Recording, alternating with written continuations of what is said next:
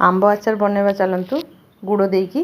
तो 2 किलो आंब नहीं मुझे भल कि धोईकी कपड़े पुछि नहीं जमी पानी लग नापर ताकू काटी नवा मीडियम साइज रे जमी साइज चाहिए काटिपारे।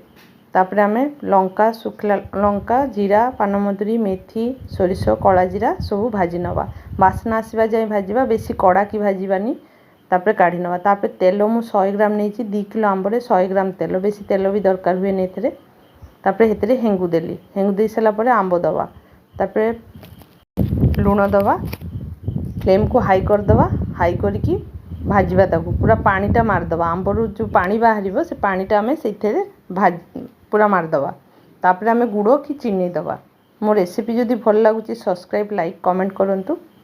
तापर से पाग करवा पूरा हल्दी दे नी मुझे हल्दी देली पूरा पाग करवा मीडियम करदवा चुली को। तापर हो सारा पर आम चुली बंद करके मसला दवा तेणु हो जापर मु स्टील जगार काढ़ी नेली आलुमिनियम कड़ाई रखा खटाटा भल नुहे काढ़ी नेली।